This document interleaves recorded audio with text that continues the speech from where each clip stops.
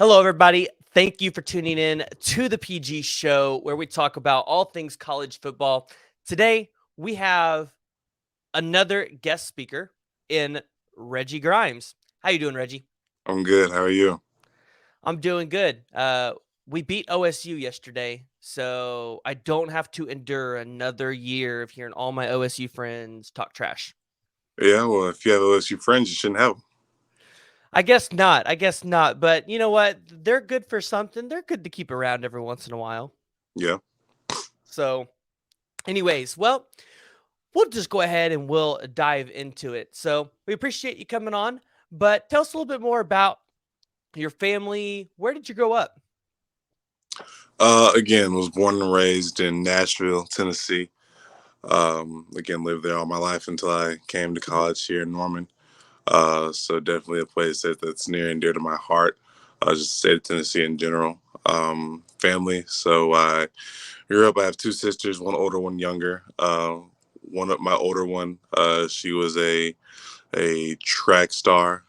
She won, I think, two or three conference championships up at Austin P in Clarksville, Tennessee. Then my younger sister, she's a freshman in college this year. She plays basketball at Tennessee Tech, but she won state four times in track.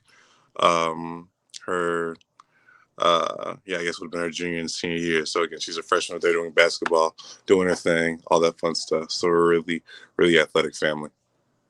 Yeah, I see that looking at your 247 sports profile. So I see your dad was a former defensive tackle at Alabama, and then he played a little bit with the Patriots. And you said your sister plays at Austin P. Played Played. previously. Okay. Yeah, she's now.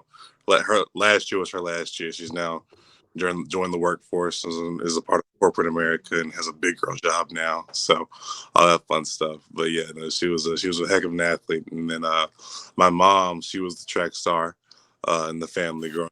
She won she won a Big Eight conference title with Nebraska. Then she transferred to Alabama, which is where she met my dad. And then eventually all of us popped out. So Yeah, so was there a little bit of family beef going on yesterday with Alabama football playing Austin P? Because that game I don't think was as big of a blowout as they thought it was going to be. Not necessarily. I mean, the only one who really went to Austin P was my older sister, so she talked a little stuff. But otherwise, it was what it was. We had bigger things on the agenda yesterday. So Yeah, yeah, really big things, beating Oklahoma State. So I'm going through your recruiting profile a little bit, right? right. And I see, you took the visits to Oklahoma. It looks like you took visits to Florida State and, of course, Tennessee. And maybe back previously, you had Alabama. Give us a little bit more insight to just your recruitment, who recruited you, why did you come to Oklahoma specifically? Did you even consider maybe going and living in your dad's footsteps at Alabama? Yeah, I can answer all those things. So just starting with the Alabama question, yes.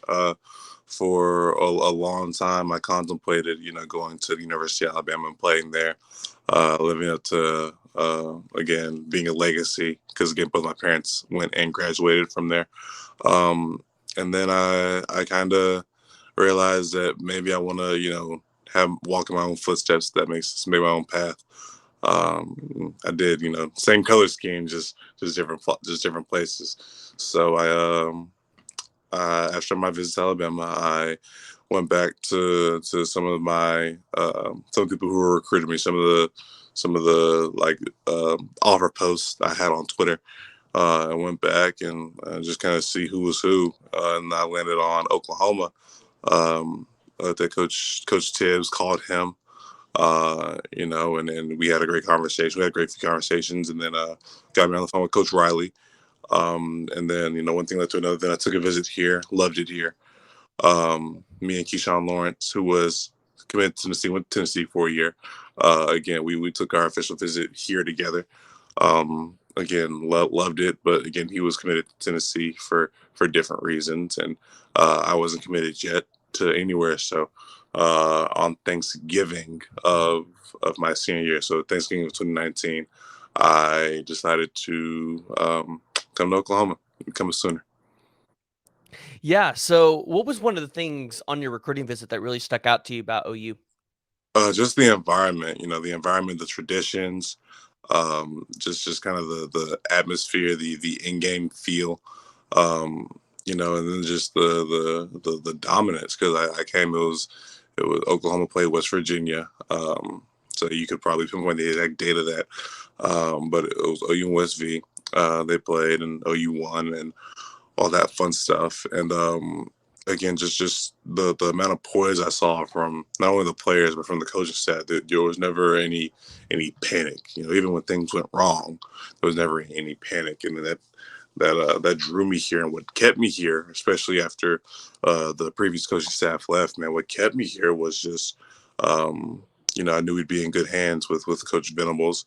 Uh, and as well as the new position coaches that I'd have. So ended up with Coach Chavis. He's an amazing coach and an amazing person as well.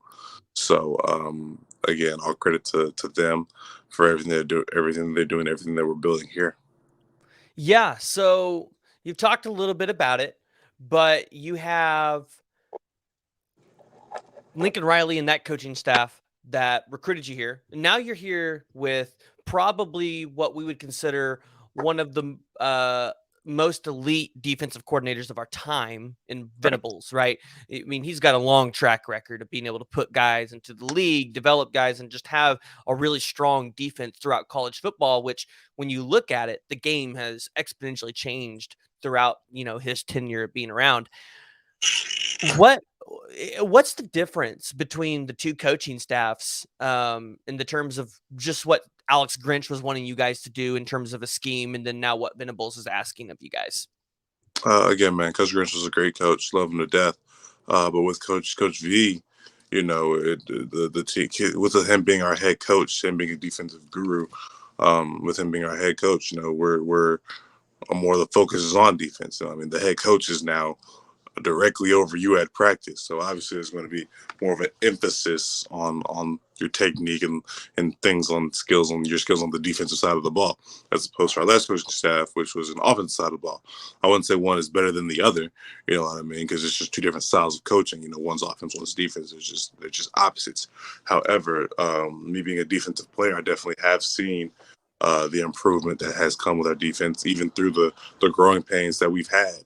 There's still a lot of so there's still been a lot of good in the bad, and there still is some bad in the good. Like yesterday, man, we defensively we had a great performance. However, there's still a whole lot with just us respectively, and then me specifically. There's a lot we can get better at. You know what I mean? So it definitely is a growing process. But man, I couldn't be happier for where we are right now, all things considered. Yeah, so, uh, I've brought this up quite a bit over the season. I know OU fans like to freak out, really passionate fans sometimes like to freak out too much. But just the change in what you guys are doing on the field, I would assume I mean, there's a lot of learning curves, and it's not something that you guys are going to be able to pick up overnight. So, what would you say to just the fans that are like kind of doom and gloom about it? Like, I've said that OU is going to be okay. Got to give the defense at least a year in the system to figure it out and everything. Because when you change from one system to another, and especially that exponential of a change, it's going to take a while. What are your thoughts on that? Yeah, absolutely. Again, with all of our stuff going on, you got the coaches have to learn the players, and the players have to learn the coaches too, as well as learning the scheme. Learning the amount of carryover that there can be, learning just what to do, what not to do.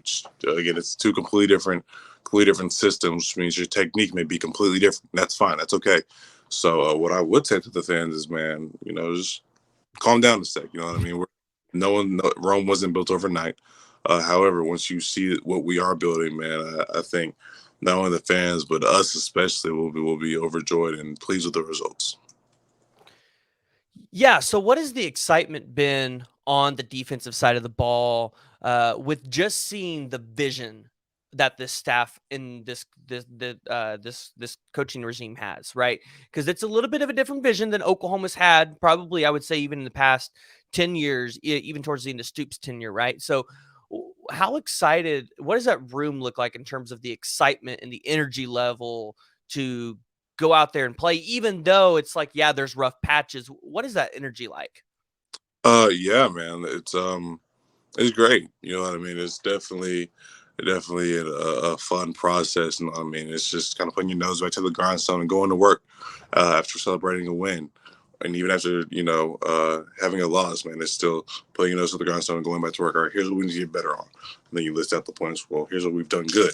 All right, and then you enhance your skills, and you improve on your flaws. That way, you're still continuing to get better. I mean, you take some of the guys on our team and you look at them from game one to the last game, they're completely different people. So it's definitely just one of those things to where if you have perspective and you know what the vision is, man, you'd be more than excited about it. Yeah, yeah. So let's kind of shift a little bit. Still talking about this new staff, but this has been a question that a lot of people love to hear. Smitty's came in and he's kicking some people's butts, and we know that he's kicked people's butts before. When he was here at Oklahoma, he went to Texas A&M and did his thing out there. What has Smitty been like for you? And then, do you have any stories? I love Coach Schmidt. I love Coach Schmidt to death. And we all know that it comes from definitely a place of love and a place of us wanting to get better, and them wanting to get better, them wanting us to get better. You know what I mean? They can't do it for us. We have to put the work in. But yeah, man, I have nothing but love and respect for Coach Smitty. You know what I mean? He's a guy. He's one of the guys who helped build this program into what it has been. Um, what it was, maybe the beginning of the 2010s, or the beginning of the 2000s. You know what I mean? All that comes from him. It's just and all that stuff that he does, all that stuff that him and his staff, best strength and conditioning staff on the planet, in my opinion. But all the stuff that they have done for us, and they've shown, like, now that we're towards the end of the season, we've seen the why. I mean, at first, when you're in the summer or when you're in the winter and you're just doing it, you might be doing it just to do it. You don't have the vision, you don't see the why behind it. But now that we've almost had a full calendar year of being with these coaches, not just the strength and conditioning staff, but with all of our people, with just having been through a whole calendar year of it, man, it's night and day. You now understand, you have perspective. You're not guessing what's next. You know what's next. You know what's about to do. You know what kind of work you have to put in order to be successful is the main thing. And as far as Schmidt's stories, I can't say I have any. I've witnessed anything that's just terrible yet, but I'm sure something's coming. But yeah, no, I personally haven't witnessed anything to the extent of some of the other stories you may have heard about him. Yeah, definitely. When you talk to people that were here just, 10, 15 years ago, they got some horror stories, I'll tell you that. And then you got the people on Twitter who are like, yeah, you know what? I want to be a part of it. Let's make Schmitty have a charity. And I'm like, no, you guys don't want to be a part of At all. it. No, like, you don't even, like, even for charity, you don't want to pay the money to put yourself through the suffering. So you did talk about the process. And this was a question that kind of came up at the beginning of the season. But Venables announced that you guys were going to be wearing game day suits, right? You guys were going to come off the bus. You guys were going to be dressed up. It's a business trip. I mean, what has that been like for you guys, and how has that changed, or how has that impacted you in terms of the way that you look at the game, um, having to look at it as a business trip every time? Well, it's just one of those things that, man, you it puts you in the mindset of how the real world is. Now, in the real world, when you're going to work, so to speak, you're not able to wear just anything. You know what I mean? You have to look formal. You have to look presentable. So when he announced the suits, I was overjoyed because, I mean, I love wearing a suit now.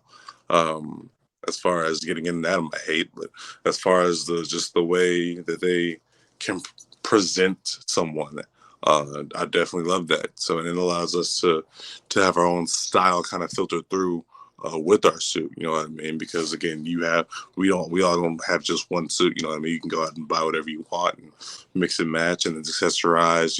Have a bow tie, have a normal tie. cufflinks, stuff like that. So it's definitely been a highlight, getting our own suits tailored to us. Um, and again, when next year we'll get another suit, and then again every year here you'll get another suit. So I mean, it's definitely one of those things that, man. I'm glad that I'm here for. Wish they could have been here sooner in that regard, for that. But no, man, it's something that it's again, it's a model of the real world. Because when you go to work, I mean, you have to put on a uniform, whatever the uniform is. And as far as if you're in, say, you're in corporate America, you know what I mean, you can't walk around in shorts and a t-shirt and call it a day. That's unprofessional.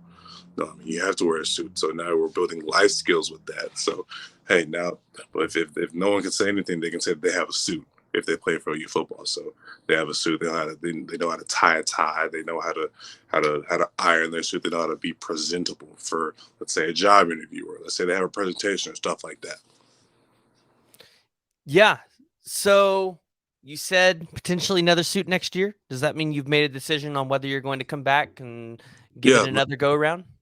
plan was always to stay for 4 years. I'm trying to graduate before anything. I'm trying to set up my future.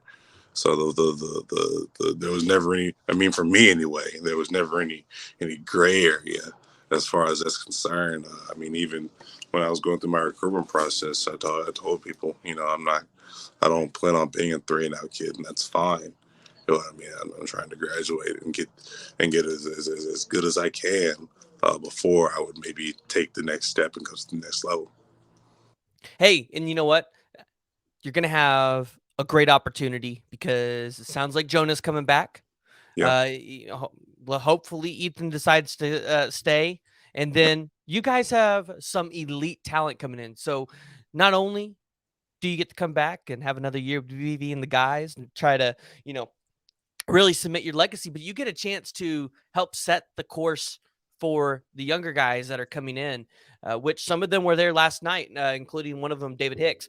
What would be something that you would say to the younger guys, or how would you try to help steer them in the right direction throughout their recruiting process, and then when they get on campus? What I would say, I would say to any recruit, whether they're coming to Oklahoma or not, man. Man, go where you feel like you have the best chances to succeed as a student, as well as as a man, and then as a football player. I think that that's a really important hierarchy you have to look at. Okay, because let's say you're assigned, committed to this place, but these classes are too hard for you. Or if these classes are too hard, then you can't play. You know what I mean? You'll flunk out. You'll be ineligible. So understand that again. Have constant talks with your academic advisors. You know what I mean, in order to get you on the right path of what you want to do. You know what I mean? Because again, you have until like your junior year to really decide your major, because more times than not you're going to be in your gen ed classes. But absolutely, what I would tell anybody, again, not just Oklahoma guys or guys who want to come here, man, but just go where you feel, like if you never played a down in your sport, if you never played another snap, you'd be okay with going. And for me, I was Oklahoma. If something terrible happened, knock on wood, but if something terrible happened and I was no longer able to play, I would be at peace with being in Oklahoma, with being here, at the University of Oklahoma, if that makes sense. No, yeah, that makes sense. And I obviously not being a football player or an athlete at all, and not going through this process. On the outside looking in, sometimes I feel like that's something that we think that people don't think about a whole lot. But you know what? It sounds like you guys do think about that in terms of, hey, what am I going to do after football, or what am I going to do if for some reason something happens, I'm not able to continue to play anymore. So it's really good to hear that you guys are thinking about that future outside of football. Yeah, absolutely. The number one purpose of our program is to graduate. Okay, which is again part of the reason why we have so many guys coming back. We're trying to graduate before anything. So Yeah, so I want to jump back over to the recruiting piece a little bit, uh, because a lot of fans think of that, especially when you're having a down season like Oklahoma's having this year, it makes it to where players don't want to come to the school, right? And I have looked at it as it's different from and Oklahoma, who has been successful, versus a Texas A&M, who they're now in their 5th year of a head coach. He's got a cycle of guys in there, and they're still not putting out the results, right? What goes into that thought process of potentially looking and finding for a school? Because, I mean, you went and visited Vanderbilt, Florida State, Tennessee. Those necessarily weren't programs that at the time were winning. And then what was your like best and worst recruiting experience with any of those like official visits? Yeah, man. So with all that, what I would say is a school that may not have the quote unquote success that you would like now is one thing. But if you go back and look and see what they have, just look at the circumstance, have perspective. Because we keep coming back to that word because it's really important. Have perspective. Okay, so perspective about OU, right? So in the grand scheme of things, a year ago we were in a completely different position. We had a completely different coaching staff. Half the guys that are in our locker room now weren't here, right? So you fast forward a year to this year, man. We are still trying to kind of figure it out with each other. However, the foundation we've built and we're building, man, is there. Okay, you take away a few plays, man, and we're legitimately 8-2 as opposed to 6-5. Okay, and then 8-2 season was completely different, right? So just kind of have perspective, man. We've lost 3 games by I think like 7 points or less. Okay, so again, all these games could have gone completely differently. All the games that we have lost could have gone completely differently, and the other 2 we didn't have quarterback for. So just again, have perspective and understand what we're trying to do. And that's what kind of what I looked at with all the schools that I visited and went to. I was definitely looking at, okay, by the time I'm a senior, how would they look? How would our team be? And obviously, you can't guess that. Just you can't accurately guess that just because anything can happen. I never thought that I would have a different coaching staff that I would, and here I am. You know what I mean? But definitely just how would they be, or how are they going to be, or what do they have coming in? What do they have leaving? Um, as far as coaching wise, like and player wise, just understand what people have going into it and coming out of it. That means college football is a business. More than anything, it's a business. So if you're at a school where the coaches, or if you're looking at a school where the coach has been there for a few years and hasn't had much success, well, they're on a hot seat. Okay, they may not realize it, and you may not realize it, but they are on a hot seat. Okay, and then you never want to go into that position of the coach you're committed to is now left. You know what I mean? And now you're messed up. So just understand, again, have perspective and everything. Do your research is what I would tell anybody. Come in, doing research, do your research about every school, every possible thing, like the area, the class you be taking, the people who are around you. Take a walk at like campus, stuff like that. Yeah. So thanks for that. I love talking about the recruiting piece because it's something that us as fans necessarily don't always get a look into, and we don't understand because we'll never go through that process. So I love the recruiting conversations. I love those questions. It definitely helps provide a little more insight there. Obviously, this has not been the season that you guys wanted. You guys are at 6-5. It's been rough. It's been up and down, but it seems like you guys are having a good time. You guys are enjoying it. You guys are working towards something greater, especially going into next season. What's one of your biggest motivations when you go and you step out on the field every week, every single week? I would say one of my biggest motivations is the chance to prove that we belong. You know what I mean? The chance to not only prove myself, but allow the people in my room, the people in my room, so my position group, and then my unit, to the defense, and then the entire team, and just be who we are, to prove who we are, to prove that we are who we say we are. It's a really big, important thing. So just kind of having that confidence, that swag, that juice about yourself. You know what I mean? That the guy across from me can't beat me. And when you have stuff like that, when you have that otherworldly confidence, who can be against you? So every game is an opportunity. Every play is an opportunity. You have to live and die within every play. And if you win the rep, awesome, great. Let's go back, do it again. If you lose the rep, guess what? We still have another play to do it again. So it's definitely, again, I keep coming back to this word, but it's super important, man. Just having perspective about your team, about the guys you're with, because I know that my guys personally, man, we have fun. You know what I mean? And yeah, the fun. Yes, the one fun is in the winning, obviously, right? But man, we have fun. All right, I'll go back to something I said earlier, man. There still is some good in the bad. Okay, and obviously, you go out on that practice field and we correct it. But man, just having fun and doing the things that we just love doing, and that's playing the sport, and that's playing with and for each other. Yeah. So you were around several guys that have now left the program and they're in the NFL, right? Perry Winfrey, Isaiah Thomas, Delarian Turner Yell, Nick Benito. I'm sure I'm missing some other guys on the defensive side of the ball. What is that communication like? Do you guys still talk? Do they, do they provide any like mentoring advice to not only you, but just anybody else on the team? Since they were previously here last year, and it seems like they still have a good connection with you guys. Absolutely.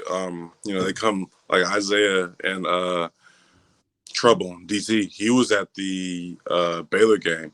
Afterwards, we kind of talked, but yeah, no, definitely, especially during the off season, man, when they come up, uh, they're a well of knowledge.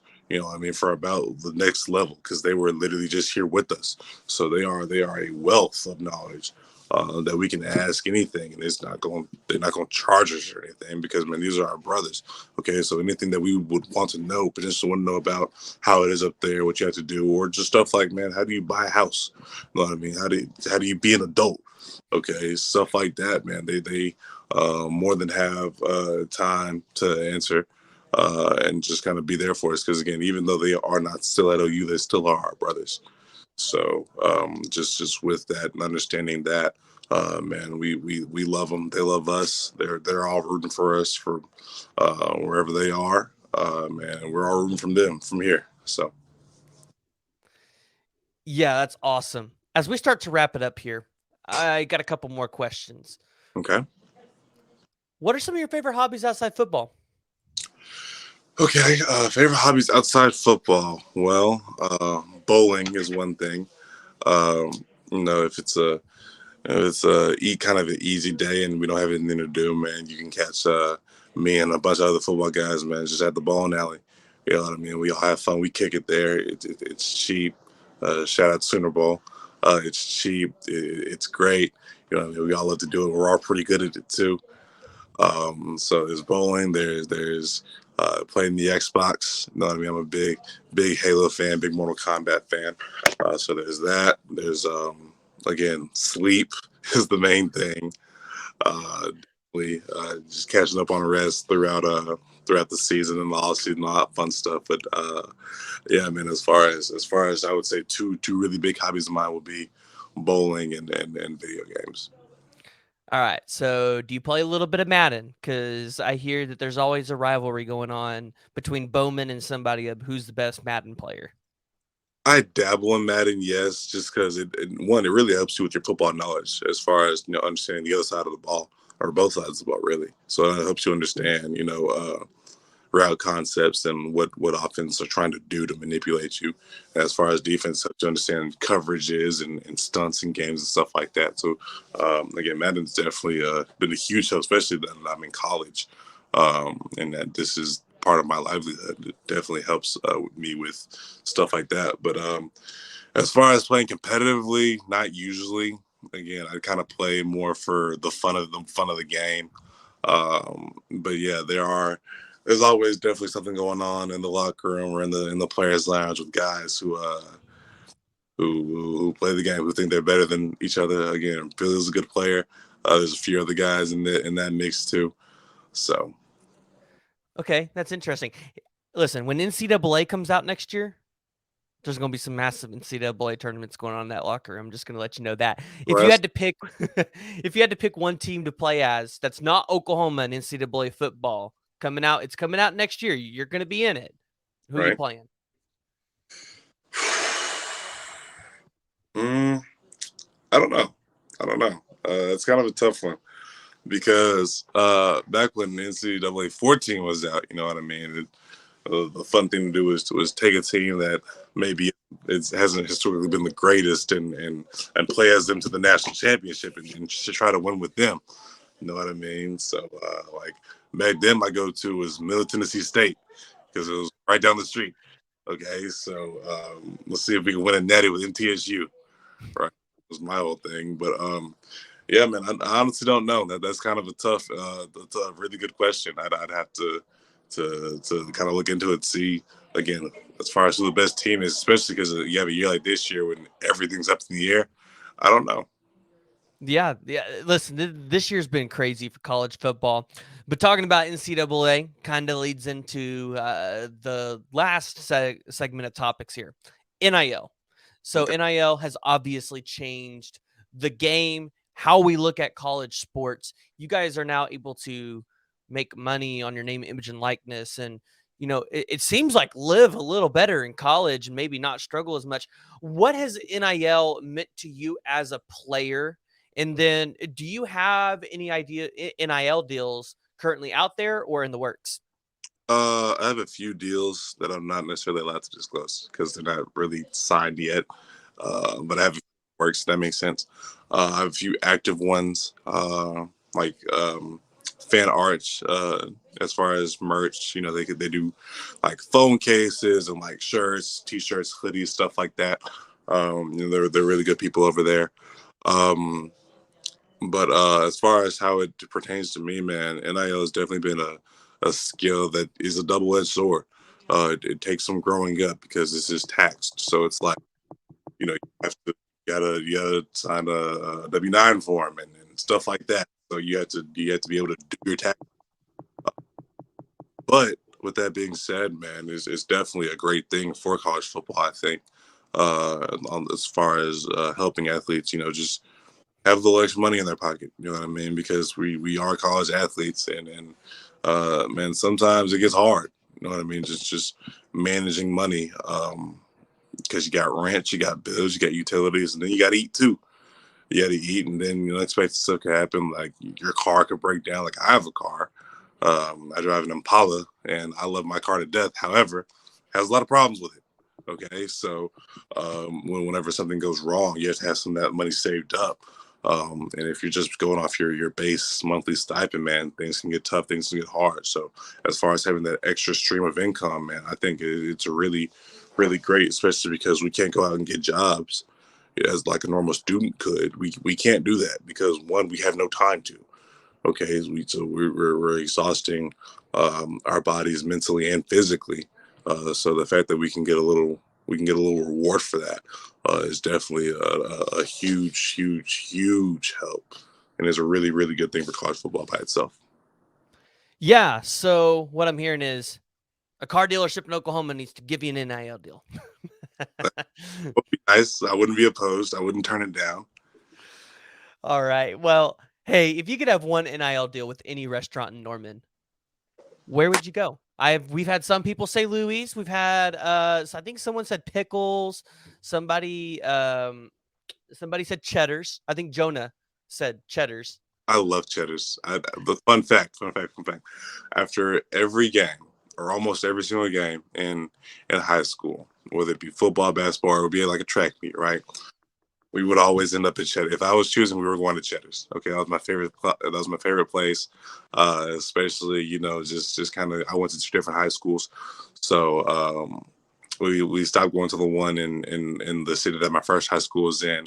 We found a new one in the city that my second high school was in. So again, love Cheddar's. Love Cheddar's. But as far as like, I'll give you like a local one if that makes sense, because I don't really want to. And that's a chain brand. However, if one is listening, I'm not going to turn that down either. Um, as far as restaurants that I would love to deal with, the Garage is really good. Love the Garage. My favorite burger is the Big G burger. That's what they called my dad. Actually, that's actually not what they call me, Big G. So I would love the Garage. And then like, and this may be kind of a obscure one, but like Insomnia or Hertz Donuts, Oh, amazing. insomnia cookies. That's the only way to go. Yeah, yeah. Insomnia or Hertz Donuts would be amazing. So if any one of those three, if I got any one of those three, I wouldn't be opposed. Oh, yeah, definitely not opposed. So the Cheddar's one's interesting. I went there for the first time when I went on a cruise to and when I was in Houston, and then I went for the second time the other day with Buddy because I live out here in Yukon. They just built one out here in Yukon, and I was Yeah, like, okay, Cheddar's instantly one of my favorite restaurants because it's like Chili's price, but it's better than Chili's. yeah. Like the portions are amazing. Like I usually get again. My go-to is the buffalo chicken wrap. Yeah, like 4 buffalo chicken wraps, some fries. I get a side salad with it. So I mean, it's definitely really, really good food. I actually, now I'm thinking about it, I actually may go there right now. After, yeah, man, really, really, really good food for a decent price. All right. All right. Well, there you go. Reggie Grimes loves Cheddar's. So, everybody, let's get Reggie Grimes a Cheddar's NIL deal. But hey, listen, I appreciate you coming on. I appreciate you just letting Sooner fans know a little bit more about you. But they can find you on Twitter, they can find you on Instagram. I'm going to drop his link for his merch down below, but tell everybody again a little bit more about your merch, where they can find it. And again, I will put that in the link below. Okay, so it's fanarch.com. There's links in my Instagram bio at I am Reggie Grimes and there's links in my Twitter bio at I am Reggie Grimes. So I mean, again, man, just click the link. It should take you there. We got hoodies, we got like pullovers, we got shirts, we have um, we got we have phone case, which is actually really really dope. I love those. Actually have one on my phone right now. It's actually really really awesome. It has like my logo, my stylized logo on and everything. Then you have like again, there's two different kinds of shirts. There's some like with my logo, just logo, and then there's some with like my actual face on it and like me, like actual pictures of me. So it really just kind of depends on what you want. But as far as like comfort, man, they're really high. It's really high quality stuff. Like sometimes I sleep in some of the stuff just because of how great it is. Like especially like the pullover. So yeah, man, fan art. Shout out to fan art. You're really really great people. But yeah, man, just click on the links in any of my bios and it should take you there. All right. Anything else you want to say to Sooner Nation before I let you go? Thank you so much for supporting us this season. Man, we really couldn't do it without the fans. So love you all. Boomer. Sooner.